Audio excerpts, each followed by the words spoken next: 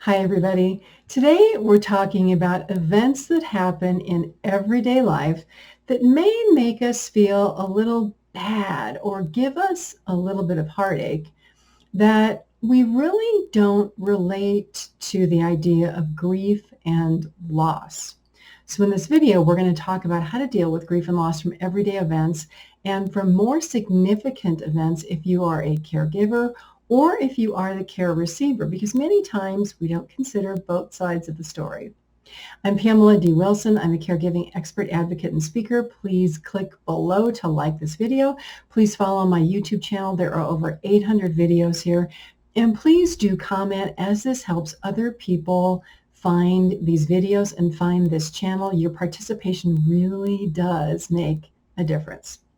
So during this video, I'm going to talk about all of the losses that family caregivers and persons with health concerns experience.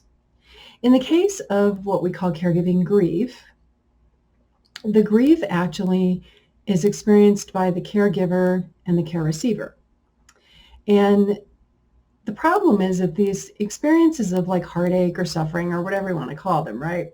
They affect both people at the same time, although we rarely consider that both people in a caregiving relationship are grieving. And it depends on who you talk to. So if you're talking to a friend of the care receiver, they have a very different perspective than a friend of the caregiver. And so many times one party is like blaming the other for their behaviors, or they're upset about their behaviors, when really they're actually both grieving. And I think if people would recognize this and actually talk about it, caregiving relationships might be a whole lot easier. In this video, I'm also going to answer some caregiver questions about grief, how long it lasts, how you work for it, and share 4 very practical tips and thoughts about how you work through this grieving process, because it really is a transformation of your life.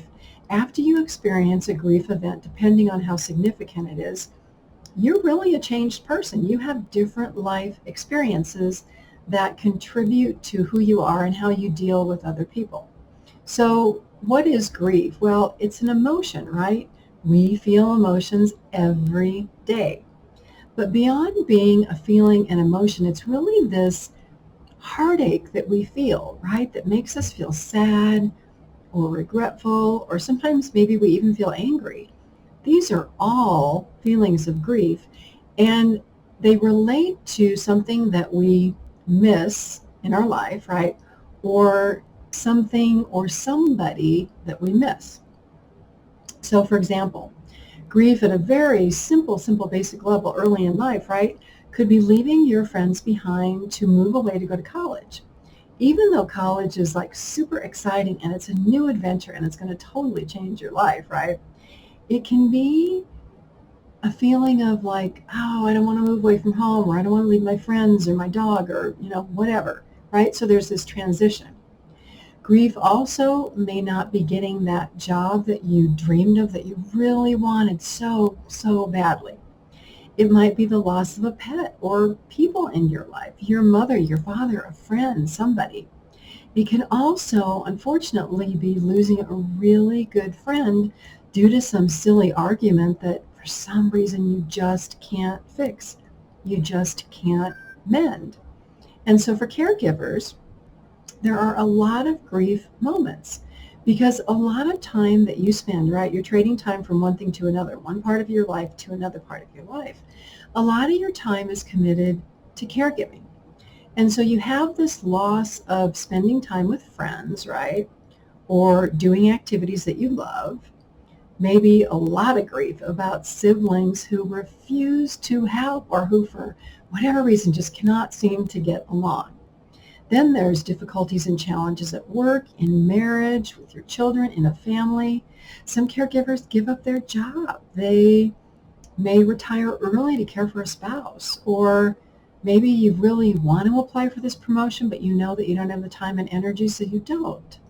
So there's so many aspects of grief and loss that relate to caregiving relationships that we don't relate to this word grief. Now, Let's look at the other side, the care receiver, the person who has health issues, the person who's receiving help. They experience their own grief, but in many different ways. They are grieving the loss of physical and mental abilities due to a diagnosis, a sickness, an injury, some kind of mental decline. The caregivers mostly are still physically able to function, right? You're able to do whatever you want. The person that you're caring for may not be able to do this anymore to the degree that they did 10 or 20 or 30 years ago. For the care receiver, if there is a serious diagnosis, the care receiver may be honestly having their mind just filled with worries about dying and what is death like, and how do I reconcile with the fact that I have something so serious that I'm probably going to die from it. That is a very scary thought. And while aging is a mental aspect, if a person hasn't done a really good job of caring for their mind or their body throughout their lifetime, that physical process of aging can be more challenging. And I'll give you an example, right? So let's say that you used to be active, but over the years you've had some injuries and now you don't walk much. Maybe your walking is limited to inside your house from your bedroom to your bathroom or your living room to your kitchen, right? And you fall and you break a hip. And the physicians say, well, gosh, what's your daily activity like? And you say, well, doc, I don't do very much. I sit around most of the time. The furthest I probably walk is from my bathroom to my bedroom to my living room to my kitchen. Unknowingly, you have just limited the amount of care that you are going to receive because you've limited your activities and because the doctor's saying, well, why are we going to do a full hip replacement if this person walks 10 feet a day? They don't need that. They may only need a partial hip replacement. Or you know what? Maybe we're not even going to do surgery because they don't look like they're healthy enough to survive this surgery or to even want to go through physical therapy. So there's a lot of things that we do through our life that cause us problems later when we need care from the healthcare system and when we want care from the healthcare system. But the things that we've done, we've let our bodies go. Our bodies won't recover from surgery. The doctors don't want to take the risks. There are a lot of things we do that are unexpected. And so this is not to say that a perfectly healthy person can't be diagnosed with a life-threatening illness or break a hip. But if a super healthy person who walks 5 miles a day breaks a hip, they're going to get the surgery. If a person who walks 10 feet a day or 5 feet a day breaks a hip, they may not get the surgery. So in the middle of all of this, people in poor health versus healthy people, the way that these two individuals think about their health is very different, just as the way two caregivers who are looking at their situation are very different. So let's look at the ways that caregivers and care receivers think about grief. So for example, one person may say, well, you know what? I am just getting so old. My body's falling apart. And you know what? It's just going to happen. Another person, on the other hand, who's healthy, their outlook may be, oh my gosh, I have a long life. There's so much I still want to accomplish. I'm going to do everything possible to remain healthy and active. I'm going to the gym every day. I'm eating healthy. I'm meditating. I'm doing a lot of self-care. So when you look at these two opposites, what do you think will be the life experience of these two people? The one who says their body's falling apart is probably going to experience more sickness and illness because of their belief system, because of what's up here. The other person who wants to live a long and healthy life and they got a lot to accomplish, they're probably going to live a long, happy, and healthy life and a fulfilling life because that's what they believe, that's what they want, and that's what they expect. So thoughts and words really do matter for the caregiver and for the care receiver, as does both individuals acknowledging that they're grieving, but grieving about totally different aspects. So it's important to talk about grief. A caregiver, okay, let's look at caregivers, two caregivers. Caregiver may say, oh my gosh, I am so stuck. I'm at a dead end caring for my parent until they die. I can't be released from this until they die. I can't go look for a job. I can't make friends. I can't get a relationship. I've got no money. I'm dependent on my parent, and my job skills are pretty rusty. Or on the other hand, oh my gosh, my mom, my dad, my spouse, they died. I'm such at a loss. I just don't even know how I can go on. Versus, I know that my mom or dad would not want me to be unhappy or miserable. So I'm going to put my time and effort into X or Y, right? And I'm going to make them proud of me rather than spending my time grieving and being sad. I'm going to do something that makes me happy and that I know would make them proud. Now, another caregiver may say, you know what? I'm helping my dad temporarily, and I'm working on a plan that I'm going to be able to implement in 3 months because I'm researching and I'm super organized and I'm talking to my dad about it. I have so many things I want to complete in my life. I want to, get a promotion and get married and do all this. So I'm going to make sure that my dad has the care that he needs. Not that I'm not going to be involved, but I'm not going to be that full-time caregiver. So again, in looking at these situations, including, even maybe managing an estate. So let's say your parent passed away and you have this estate to manage, right? That's a lot of work. So one person's going to just like struggle through it and be miserable and exhausted all the time. Another person's going to say, you know what, I'm going to get help for this because there's money in the estate to pay for help. And I'm going to limit my time to working on this to 3 hours a week so that I can pay attention to every other part of my life. So when you look at these huge contrasts of the way that people look at things, of their perceptions on life, can you see how two people in an exact situation, but who have different outlooks and want different things from life and have different life experiences can have totally different outcomes? You can be that person who moves through grief in a more organized fashion, in a quicker fashion, because honestly, dealing with grief and loss, there's no timeline. You are the timeline. You decide that timeline. It can take months. It can take years. And sometimes people never get over grief and loss. They hold on to it for their entire lives. It's a mental process. It's an emotional process that we all go through. And so this emotional part of our mind up here that deals with grief and loss really does have a significant effect on our day-to-day life. Many people don't experience or don't think of like grief and loss until somebody dies, right? Because that's when you probably first hear the word grief. Oh, you're grieving because you've lost someone. Well, no, it's you're grieving because you're sad, because you have a heartache, because you had a fight with somebody or an argument with somebody and it doesn't make you feel good and you're sad, right? Things that we hear from people, especially when it comes to serious losses, right? Maybe somebody loses a pet. That can be a big thing if that pet was your companion. Or maybe you're angry about not getting a job or somebody's died, right? So one person may recognize these feelings as grief or loss. The other may just be angry or resentful or frustrated. So as we experience grief and loss, realizing that everybody experiences these losses every day can help us be a little more empathetic. Also realizing that everybody's grief experience is going to be different. When we're seriously grieving, our thoughts, our mind, oh my gosh, it becomes so chaotic, right? Upsetting, repetitive. We're going through all these memories and these conversations in our mind, and that can really be self-destructive. Worry can result in death. Caregivers, people with health issues, whole host of emotions. Again, angry, depressed, in denial. So different.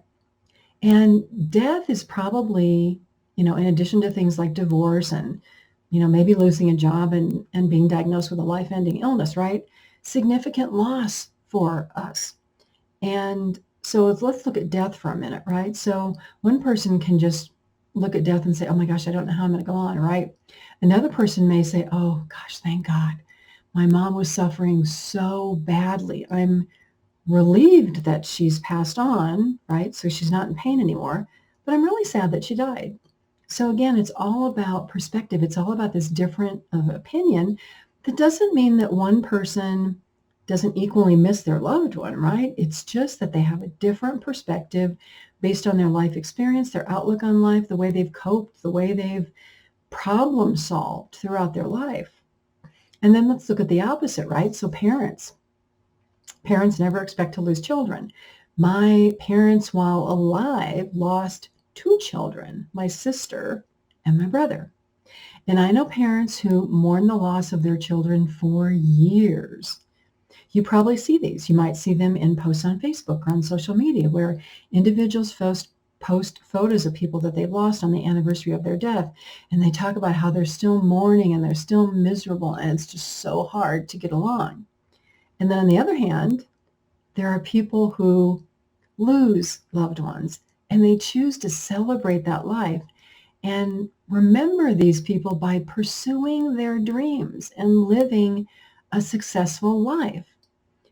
And honestly, it's impossible to know what happens after somebody dies, right? Because we're still living. We mourn our losses, but seriously, do you think that that person who has passed on in your life would want you to be emotionally distressed and struggle and be miserable and struggle to go on day to day without ever having this break or this relief from grief?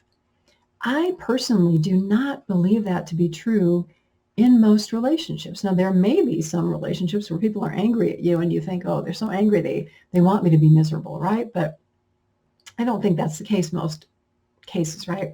So then why do we suffer so much from dealing with grief and loss?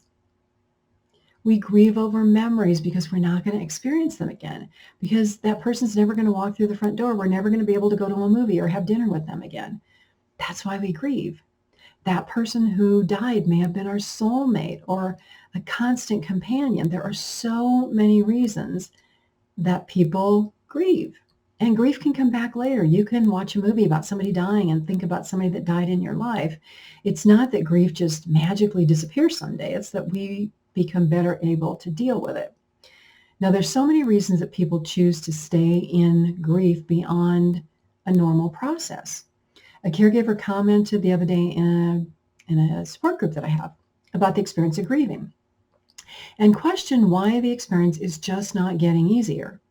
Well, if you think that the experience is not getting easier, what do you think is going to happen? The experience is not going to get easier. Everybody's different in their approach to problem solving and coping with difficulties. Some people are more emotional. Some people are more logical. And so to get through grief, it takes a mix. It takes a balance of emotion and logic and a lot of questions saying, should I be grieving this long? Am I unnecessarily making myself miserable? Little bit of objective and subjective thinking to move through the grief process. And initially, honestly, there is this sense of, oh my gosh, what am I going to do? I'm not going to be able to function. My mind is so overwhelmed and it's just spinning in all these thoughts of grief and loss, and I feel bad and lonely and miserable. And so we respond in different ways. Some people retreat. They go to be with their thoughts. They don't go out as much. They may take some time away from attending social events. There's no one right way to deal with grief. There's only the way that you process grief. The other challenge is that other people see this happening to us, right? And they want to be helpful. But well-meaning family members or friends can easily and unintentionally say the wrong thing or do the wrong thing to a grieving person. So if you're that grieving person, if or when this happens, please be kind. Know that their intentions are good. The words they say or the actions may have just hurt you, and that was probably not intentional. The problem is they don't understand what you're going through, right? They don't understand the help that you need or the support that you might need. So an appropriate response to this might be, gosh, I understand that you might think that you know what I need right now because of this grief situation. Or maybe you're placing your opinions or your experiences on me because you grieved differently. Well, all I can say is what you said or did, that really wasn't helpful for me. It made me feel bad. It made me feel sad. It made me feel angry, right? So would it be okay if I share with you what would be helpful for me right now in this situation? Or what would be helpful moving forward? Maybe could you call me once a week? Could we go out and you tell me about your life instead of me talking about my grief? Figure out what that thing is. And if you're the person watching another person grieve, rather than just telling them, all these things you think they should do, if you have an experience of grief, ask if you can share it. Can you say, well, I know that my grief situation is probably different from yours and what you're experiencing. Would it be okay if I share my experience and tell you how I worked through it? May or may not be helpful for you, but let me share it so that in case it is helpful, you can use this. And then ask what support they need, right? So we got to have these conversations about grief. Same thing if you're caring for a parent and they're experiencing grief. Mom or dad, I'm grieving the loss of social occasions. What are you grieving, right? Two-way conversation, both sides of the story. So now let's talk about those tips for dealing with grief and loss. Realizing again, no one right way. These suggestions may or may not work for you. But the first suggestion, which everybody can benefit from, is to be kind to yourself. Your grief experience is going to have different degrees of significance. Not getting the job that you wanted may feel very different from breaking up with a partner or having a loved one die. So be kind to yourself. Be patient with yourself. Realize that you're grieving and it's a process. Tip number 2 is to create a grief diary or see a counselor. So a grief diary may include like writing down about your feelings of loss and resentment, things that you wanted to say to this person but you couldn't because they're gone, all of those kinds of emotions, right? And then sit with them, read your grief diary, and then all of a sudden one day decide to burn it and send those feelings away, release those feelings. Again, other people may go to counseling. Other people may pray or immerse themselves in their religion or their spirituality. Talk to their spirit guides or angels. Ask for comfort. Ask for help. You may spoil yourself. Maybe you do a bubble bath or take a long walk or read a book that you've been meaning to read, right? Everybody has different ways of coping with grief and loss.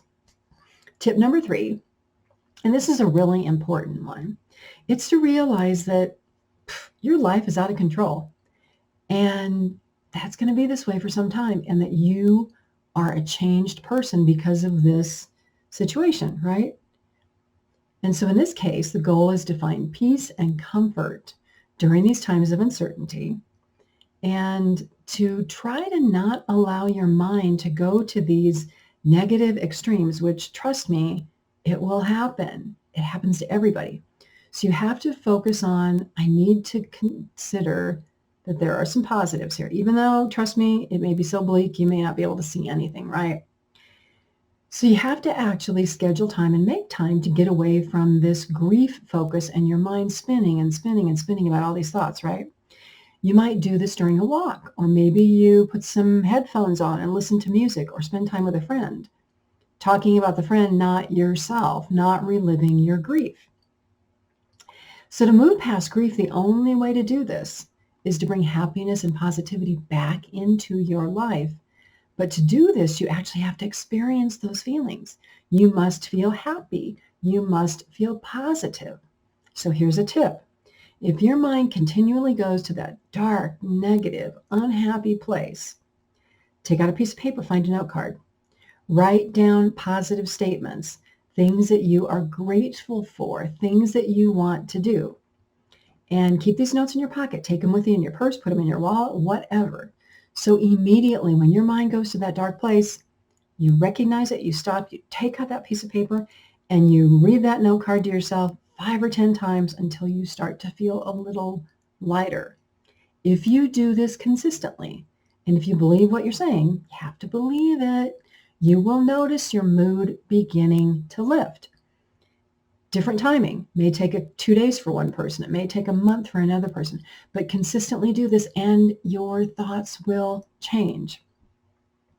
And the last tip is to decide when you are finished grieving and whether you're moving forward. Not that you're not going to ever go back to that grief, but generally you're moving ahead. So let me share a movie about this. One of my favorite movies of all time is The Shawshank Redemption. If you haven't seen it, Google it, look it up on YouTube or on whatever TV channel you watch. It's a story about a man who was sent to prison for a crime that he did not commit. But what happened was all of these men in prison, which happens everywhere today, right?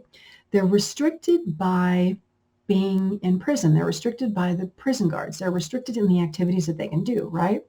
And so in the Shawshank Redemption, for these men, being in prison became like their home.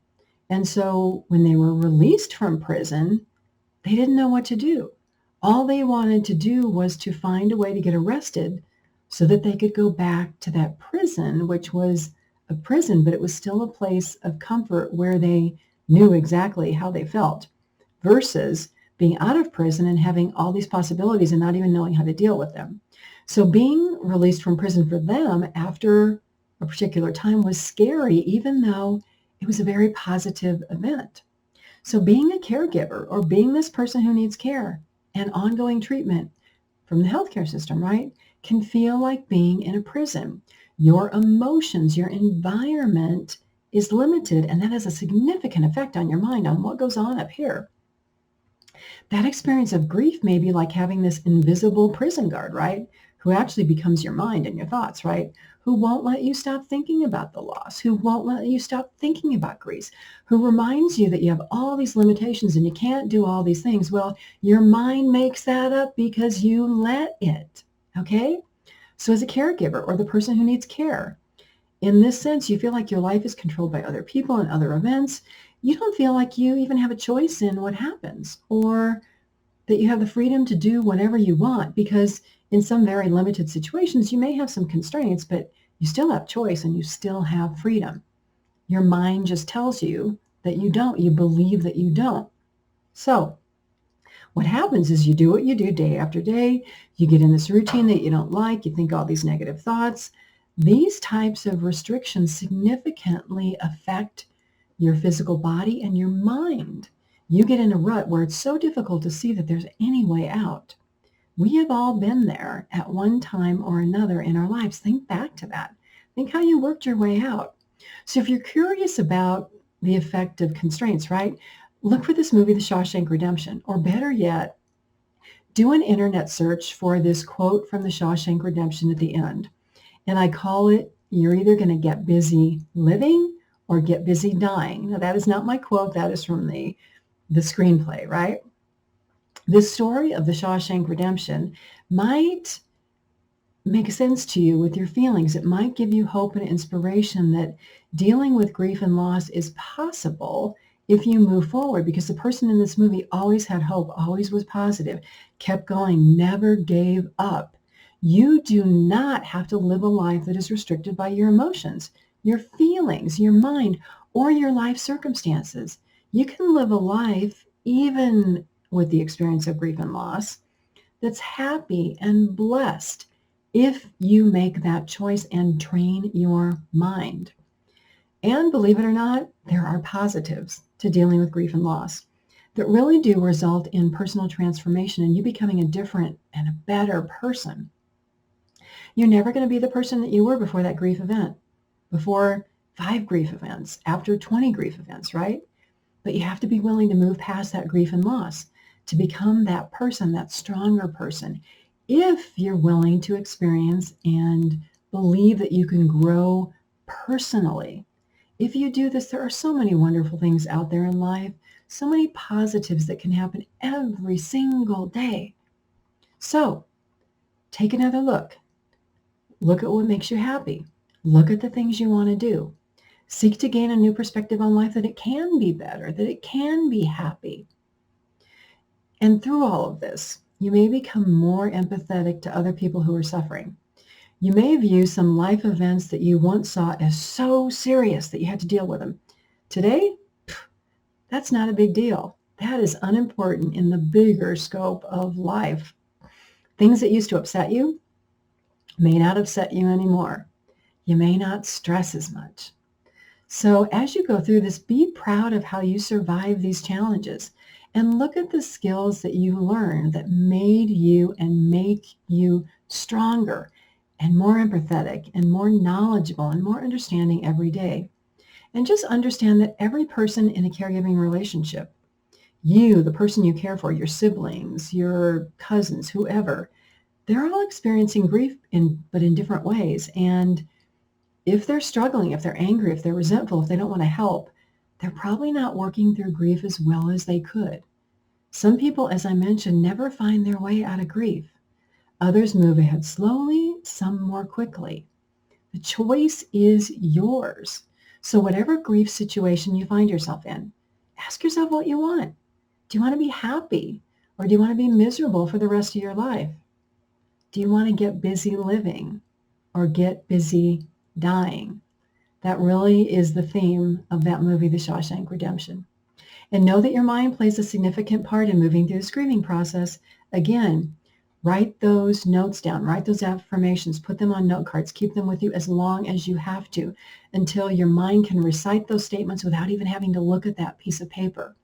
Realize that you have so much more control over your life than you even imagine, and keep going one step at a time, one day at a time, week at a time, month at a time, year at a time. You can do this. I'm Pamela D. Wilson. I'm a caregiving expert, advocate, and speaker. Thank you so much for being here for this video. Again, please like this video. Please follow my YouTube channel. And please do comment, even if it's only thanks for the video. Those comments help other people find these videos, and your participation really does make a difference in helping other people. Thanks for being here. I will see you all again soon in another video.